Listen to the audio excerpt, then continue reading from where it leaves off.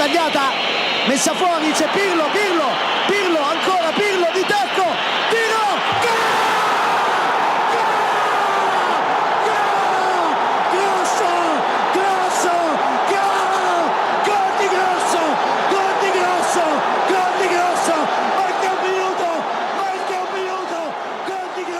Hello and welcome to the AC Milan Talk podcast. I'm your host Amit Paul, and as always I'm joined by my good friend Jason Brown. JB, how you doing? I'm doing well, mate, doing well. Good man, you survived the international break? Yeah, just about. Just about. To be honest, I don't think I've watched a single minute. Didn't miss much, mate. I almost died of boredom, to be honest. Good man, right, so plenty to discuss tonight. We'll preview the big one this weekend, that is of course Inter versus Milan. We'll talk preferred lineups, predictions, main talking points ahead of the derby, and we'll discuss all the off-the-pitch matters during the break. Jace, let's dive straight into the game though. Obviously a huge occasion. The line from most sort of sources at the moment is it's too early in the season to be suggesting that this game is going to be decisive, but you always want bragging rights, and you know the way that we've bottled it in the big games, you know, against Lazio, Sampdoria, Roma so far, we need a positive result out of this one, right? Yeah, definitely, most definitely. Starting off with the preferred lineup, Çalhanoğlu is suspended. Conti and Antonelli are both ruled out through injury. Work our way through it, Jace. I don't think we're going to disagree on the goalkeepers. It's obviously going to be Gigi Donnarumma between the posts. Oh yeah, definitely. What are you doing? You going with a back three? Yes, I'm going with Romagnoli, Bonucci and Masaccio. This kind of presents the first sort of issue, really. Do you think this is the best way to go about it? We've got the danger man is, of course, going to be Mauro Icardi. This kind of, you know, goes back to what we've been discussing in previous weeks about Bonucci looking a bit of a liability defensively. Do you see him, you know, in that duel, that one-on-one duel? Do you think that the back three is going to suit him and not only deal with the threat that Icardi poses, but with the two guys next to him, he can step forward and express himself as well? Yeah, I think, you know, with the back three, if you use it in the right way, in this case, I think they're going to definitely have to double up on Icardi because he's that good, isn't he? Yeah. And like you say, if the back three are, you know, doubling up and it leaves one free, in this case, maybe Bonucci is free, like you say, to step up at times. And even if he does step up into do break, you know, we won't be left short at the back. We still got the two out of the three back there. So I think, you know, we've been playing this system for a while now, and we talked about it before. The back three definitely does suit Bonucci best. I know he hasn't been playing to, you know, his full powers of late, but I still think, you know, back three does suit him the best. So I would stick with a back three, definitely. Agreed. I've gone with a back three, same three as well. I think it's settled. I probably would be a little bit hesitant just with a lack of pace. I don't know if, you know, Zapata's got a case there, but, you know, given he's always got a mistake in him, I can't put him ahead of Masaccio on this one. So yeah, Masaccio, Bonucci, Romagnoli in a back three. Yeah. And then I've got a midfield five. This might be a contentious one to start with, but I will explain myself. So I've gone Borini on the right wing, Kessie, Biglia, Bonaventura and Rodriguez on the left. I don't know how much that differs from yours, but in terms of Borini, my thinking is purely just his pace. You know, he's the workman-like sort of attitude that he's got. You know, he showed in the last game that he can get back, he can defend, and he can also break forwards, and he's got a bit of everything. Obviously, again, as we mentioned last time, that little bit of quality in the final third's lacking, which has always been his issue. But, you know, I just feel like he's got the characteristics that can limit, say that he'll completely nullify Perisic's threat, but I just feel like he might be a sensible inclusion on the right there. But, you know, we've seen Abate and Calabria each get a crack at the whip on the right wing, and they haven't really answered all the questions for me. So just for, you know, his work ethic, I'm going to give Borini the nod on the right flank. But does that differ from your midfield at all? Yeah, it does. It does actually. I've got Borini on my team. I don't have him playing right wing back. I've gone with Calabria, as you said. I know, like you say, last time out he was a little bit short. I still think he wasn't as bad as when Abate stepped in, but yeah. So that's why I've gone with Calabria. I think we do need a specialist right wing back in this game, because it's going to be. I do envision we're going to have to defend pretty solidly against Inter. You know, good team, haven't lost a game this season, so I think we're going to have to keep it tight at the back. I've gone Rodriguez on the other side. Same reason, you know, specialist. We've talked about him going forward as well. He gives us that option.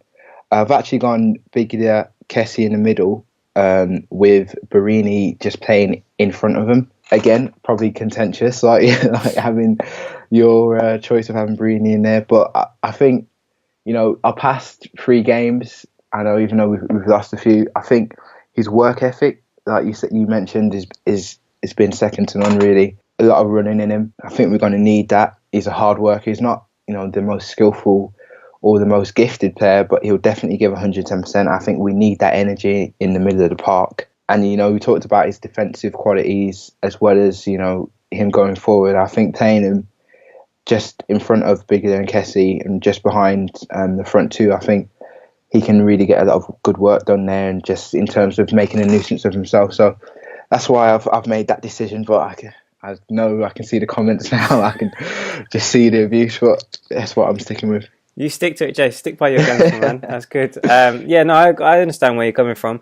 I feel like there's a few, sort of predicted lineups floating around from Mediaset and Gazzetta dello Sport. They've both put Barini in, so I think we're covered on that base. He's definitely a pick for most people to be in the starting lineup. But yeah, I think they've gone with the right wing back. But yeah, I completely see where your argument's coming from as well. So interesting one. But we'll see if Calabria or Barini gets the nod on the right. You mentioned it. You got two up top. Who are those two? I've gone with Cutrone and Kalinic, providing his pass fit. Just read earlier that he's potentially carrying an injury, but in my ideal 11, I've had those two up top.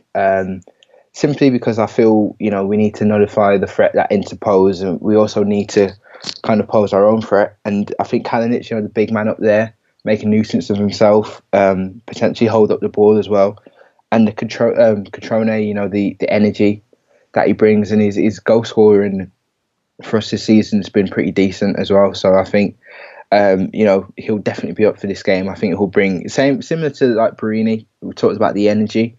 I think having those two and Barini behind them, I think it's definitely a good combination of the strength that Kalinic brings and the energy and the persistence and just the hard work that Cutrone will have. I hear where you're coming from, but I'm sorry to say I've actually gone for two different players, so we're disagreeing on the strikers up top. I've actually gone Suso and Andre Silva. I think Silva's got a start for me. I think we saw him against Roma. There was flashes of real quality. He scored again on international duty. I think it was 2 actually in 2 games for Portugal. So he's continuing his fine form. And I just think this is a stage made for him. I just feel we'll get to the prediction and the player to watch in a minute, but I'm going to give you a spoiler here. It's going to be Silva. but I just feel like he'll be a real quality. Like you mentioned, I think he offers the nuisance up top like Kalinic, but he can drop back, create for others.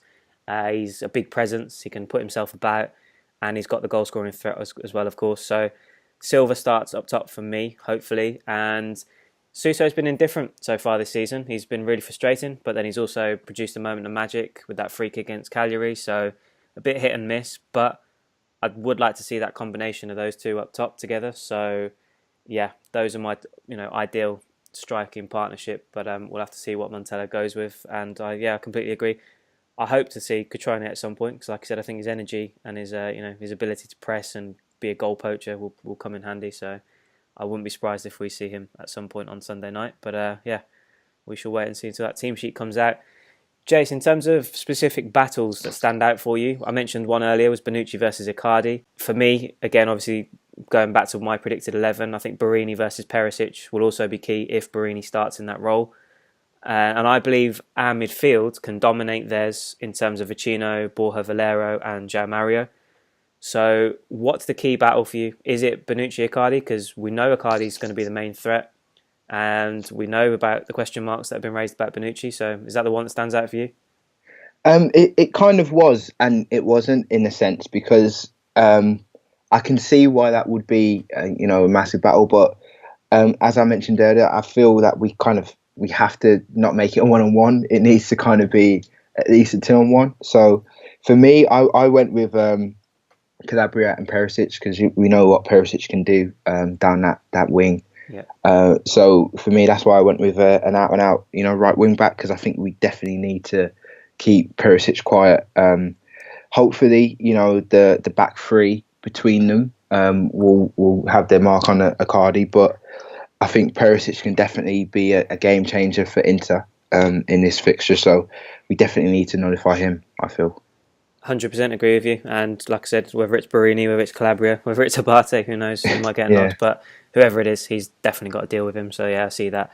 I almost feel like Bonucci versus Icardi, and I don't want to put my foot in it, but we mentioned it a few weeks ago when I said, I expected Bonucci to stand up to the threat of Dzeko prior to the international break just because of the style of game that they've got.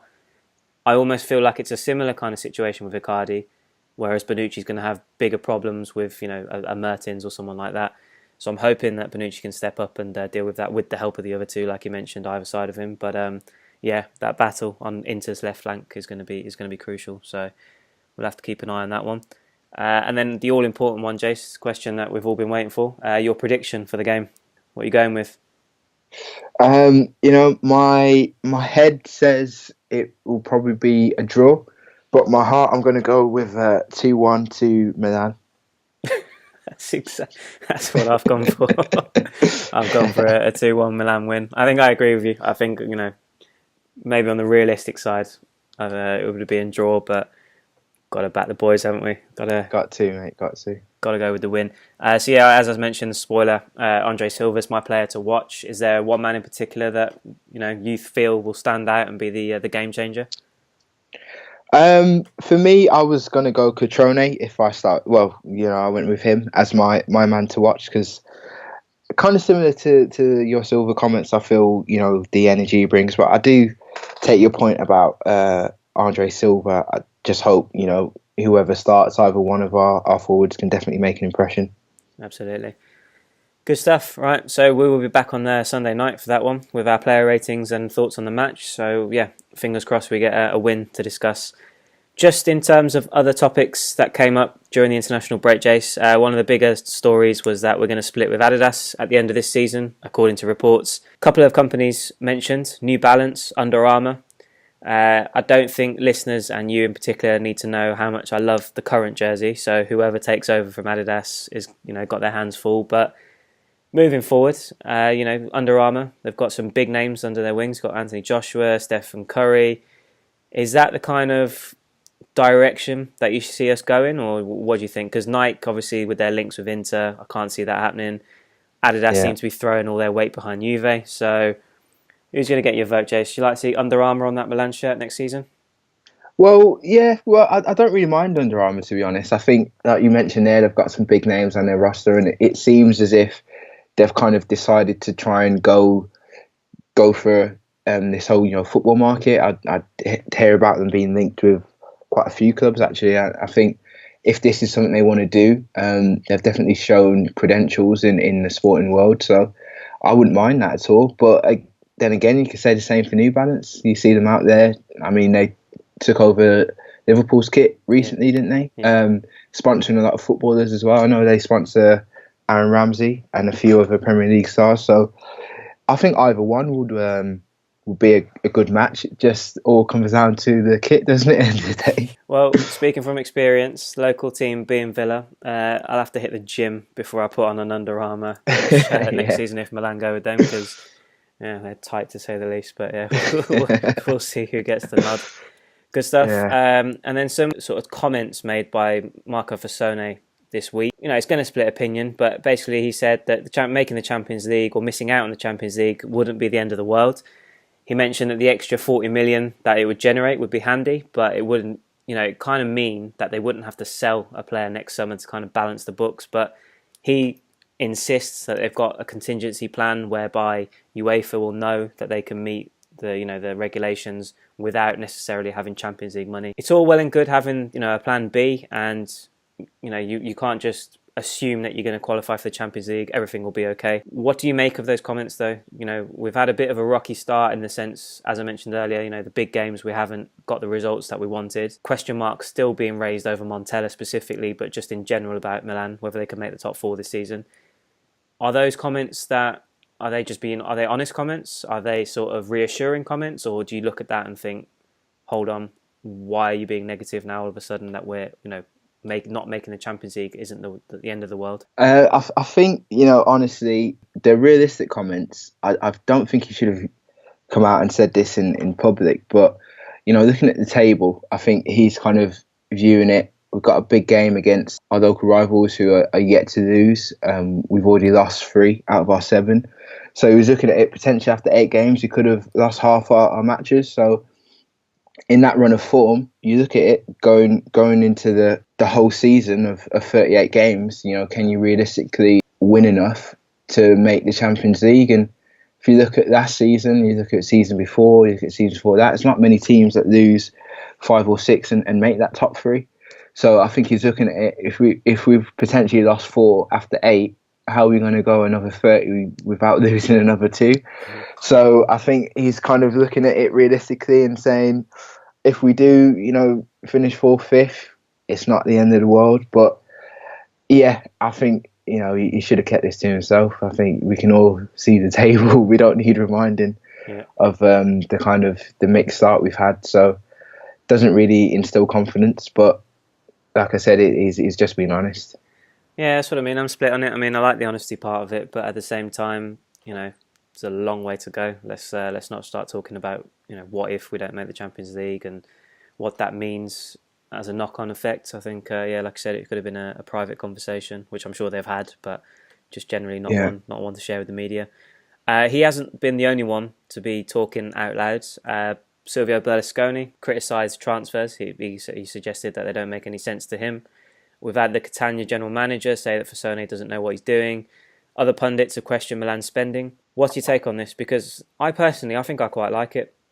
I know it's irritating to a degree that everyone seems to be piping up and having an opinion on Milan and things are going wrong and all of a sudden all the critics are coming out of the woodwork. But I almost feel like it could be an excuse or an opportunity to just help build a mentality within the squad, just to, I wouldn't say necessarily shut them up, but just to kind of prove to themselves and just put all these question marks to bed. It gives them an extra motivation, if you like. Do you see that sort of siege mentality developing through these comments, or what do you think? Are these quite destabilising given the people that they're coming from? Because they're not really, apart from Berlusconi, of course. They're quite random in terms of the personnel. How do you see those kind of comments? I think, like you say, the siege mentality. I think that is something that has been used when the media attack a team. Mourinho makes great use of that. When he spends a lot, and pundits criticise his spending or his tactics, and he did it very successfully at Chelsea. He's done it pretty successfully everywhere he's been. But I don't see that happening here, unfortunately. I think I don't think the way that we're set up, I don't think the way Montella is, I don't think he's the type of manager to try and create that siege mentality. I don't know if there's players who may take it personally and they'll up their game in a personal sense, but I think as a team, I don't see us becoming that type of inward team that kind of has it out for everyone. Although I wouldn't mind that. I think, especially at this time, the way that the season started, I think that would definitely help to get us on a run of sorts. But unfortunately, I don't see that happening. I do take your side as well. I do think it is interesting. No one was criticising the spending when we signed all the players, and now we've had these results, and suddenly it doesn't make sense. Everyone was really glad when we brought a whole new team. I think no one was really critical, and everyone was quite happy with the team. It seemed as if we brought a balanced team, but suddenly everyone's got an opinion. Indeed. Yeah, I think you're right. I don't think we'll see that Mourinho-esque type sort of situation developing. I think Milan are just given the global sort of brand and name prestige that they hold. I think it's more of an outward, isn't it, club that want to impress and bring more fans in rather than shutting people out. So yeah, I can't see that happening, but I'd like to see the positive reaction to it all with good results. That'll be the best way to shut them up, wouldn't it? So yeah, definitely. We shall see in time. And then just in terms of favourite rumours over the break, we've had a couple of brilliant ones. One was suggesting that Andre Silva is being scouted by Barcelona already. Bit early for that. I think, obviously good first impressions. Well, I think we both called it prior to him even, playing the game when we first joined, that we thought he was a very good player, one for the future. And fingers crossed he's one that sticks with Milan for a while. But it's slightly worrying that Barcelona might be scouting him, but not too sure on that one. My favourite one, I'd love to hear what you got to think about this one. Apparently, according to The Sun, Milan are considering an €89 million bid for Sergio Aguero in January. How'd you fancy that, Jace? It sounds ridiculous. I wouldn't mind Aguero, but I don't think you need to pay 89 million for him. I don't know how long's left on his contract, but I think, I don't think he's got that long, if my memory serves me correctly. So 89 million. I know it's a crazy market we live in, but if you're going to pay that, I'll just go out and get Belletti from Torino. I think it makes more sense. Yeah. It's probably about similar money than Aguero. Belletti proven in this league. We talked about him in the summer. He seemed very keen to come. I think that would be a better use of 89 million, to be honest. Certainly would be. I mean, that's one of the most ridiculous ones I've heard. In terms of, like you mentioned, age, contracts, Serie A, playing in Serie A, I think all Belletti's the one that you spend that kind of money on, not Aguero. But we shall see. More realistic, I've given you the crazy one, Jay, so I'll rein it in a little bit now. Deulofeu, apparently, according to reports in Spain, that there's a possibility he might return in January for €20 million, as per his release clause. We had a comment from Samir Mohammed on Twitter. He said, "I wish he comes back. He's pretty good, and we need someone pacey on the wing." Those are my exact thoughts. If this is a possibility, and Deulofeu, I'm assuming, has got aspirations of making the Spain squad for the World Cup next summer, works for him. And it works for us, because a criticism that I've brought up in previous pods is the lack of pace in the team, on the left wing in particular. I feel like there's not enough of a change of pace in this team. We've got all these technically brilliant players, the Silvas that can drop back, the Calhanoglu's, the Bonaventuras, Suso. We desperately kind of miss Deulofeu's pace out wide, I feel, so far this year, whether it's him, whether it's someone else. But for €20 million, would you bring him back for those reasons, or do you think he kind of had his shot? Let's move on and try and find someone else better suited to the role? I'll definitely bring him back. I'm not sure if spending that amount of money in January is the best decision. Potentially trying to get a half season loan and then coming to some sort of agreement at the end of the season is probably better. But you don't want to inflate the squad too much. We just brought in 11 new players. I know Deulofeu is not new; he's been here before, but to buy him in January and then potentially, not sell a player, and you have an unhappy player or some unhappy players in the squad, I don't think that's the best decision. We still got players from last season that we failed to kind of move on as well. So I think I wouldn't mind seeing him back, but I think a loan deal would probably be best for January. And then one regarding our coach, one that doesn't seem to want to go away, is the fact that Milan reportedly still want Antonio Conte at the end of the season. We've had a lot of the ex-players, pundits, all kind of make the argument that we need to give Milan and Montella more time. I'm still in that boat. I don't know about you, but with Ancelotti being sacked, with Conte homesick and being linked with an exit from Chelsea at the end of the season, firstly, how much time do we give Montella and Milan? Do we consider a change in season if things don't go well? Or do you look at the bigger picture and think Montella gets us back into the Champions League, that's mission accomplished as far as he's concerned.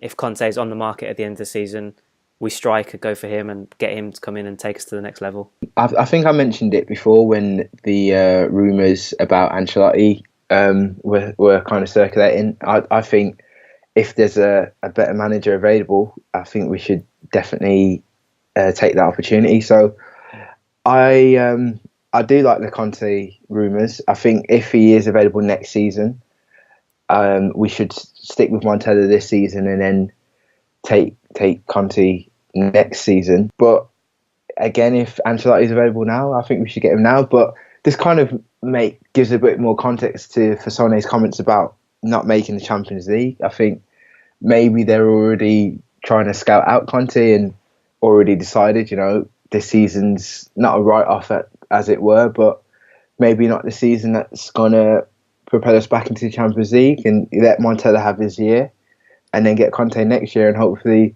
push for Champions League and potentially the title. We'll have to wait and see. I think there's going to be some more question marks if we don't win on Sunday, whether that, Montella's already under pressure, so want to see a reaction from the boys and see a positive result for their sake, and we'll move forward from that and see what happens. Are you Montella in or Montella out? I'm still Montella in for now. I've been pretty critical as well at times of certain decisions that he's made, tactically and personnel-wise so far this season. I feel like he does deserve a share of the blame, but I still have a bit more patience than some, I guess, in that I think, he's still the right man for the job at the moment. But if things start to spiral, we continue to fall short in the big games, and we don't look like we're going to qualify for the Champions League, then I don't personally think we'll make a change during the season. But next summer, for sure, if we fall short of the objectives, then I wouldn't be aggrieved to see Montella go. But long way to go, Jace. I want to stay positive, and hopefully, fingers crossed, he can silence some of those naysayers this weekend, starting from this weekend. Yeah, definitely. Good stuff. And we had one Twitter comment which I wanted to kind of sneak in because I feel bad for him. At MD Coop 3, I put it out there. I said, how did the international break treat everybody? Basically, I had to say, US soccer has become an embarrassing disgrace. That is all. It's a shame. I feel for you, mate. It really, really do. It is a shame, though, isn't it? I mean, I've personally enjoyed seeing the US in the World Cup and recent competitions. We saw Messi bail Argentina out, get them back in there, but yeah, it's going to be a interesting all summer. I mean, I had a conversation last week about how the World Cup doesn't feel as special to me anymore. I don't know whether you link that with childhood memories or certain individuals that you grew up idolising or whatnot, but do you get that same feeling, Jace? You still get excited for the World Cup, or not as much as you used to? Not as much as I used to be honest. I think, I agree. It probably is down to those childhood memories and, like you say, those iconic players. I feel as if it's strange, but there's not enough, icons in football anymore. Yeah. It's weird, you remember certain players. I think, Ronaldo and Messi probably the last two big ones, and then everyone else is kind of, I don't know if we're in a transition period and some of us are coming up, and they'll probably reach their iconic status in the next few seasons, but at the minute I feel that there's no one you're really overly excited about seeing at a World Cup, is there? I think players, even to be fair, even Messi's been disappointing. I know you mentioned he just bailed Argentina out, but at World Cups, he's kind of failed to impress. Unlike, back in the day, original Ronaldo, World Cup comes around, you know what you're going to get. Same with Klose for Germany, you know what you're going to get with him, and you're looking forward to seeing those type of players on the world stage. But now it's not the same, to be honest, which is a shame. Very disappointing, actually. Yeah, it is. I mean, don't get me wrong, I'm absolutely chuffed that both Messi and Ronaldo are going to be in Russia next summer, but I agree with you completely. Sort of the iconic individual standout players, I don't feel there's that many of them as there used to be. Again, like you said, it might be linked to sort of fond childhood memories, but I think there is definitely a lack of in that department. But also, I mean, in terms of just TV, you just see these players constantly, don't you? Whether it's Champions League, whether it's in their domestic leagues, there's so much of it on TV now, whereas you didn't see these, but the lesser known sort of stars, you'd come around to a World Cup, you'd see them in action, and it would be something special. It would be different. Whereas now you're accustomed to seeing more and more football, aren't you? So I guess that plays into it as well. But here's to hoping it's a decent tournament anyway. We'll see. Yeah, that's a great point actually. But yeah, makes a lot of sense. But yeah, I agree. Hopefully it's it can live up to expectations. Fingers crossed, mate. Fingers crossed. Good stuff. Right, thanks for listening, guys. Please subscribe on YouTube and follow us on Twitter at AC Milan Talk 1. Here's to hoping that we'll be back on Sunday discussing a win, and a good one at that. It's Derby, Jace. We always want to win this one. Unless you've got anything else to add, Jace? No, just that, form goes out the window come Derby time. So hopefully we can put our defeats behind us and go out and win this game. Absolutely, Jace. 3 points. Let's have it. Good man. Nothing left but say goodbye to the people. Goodbye to the people.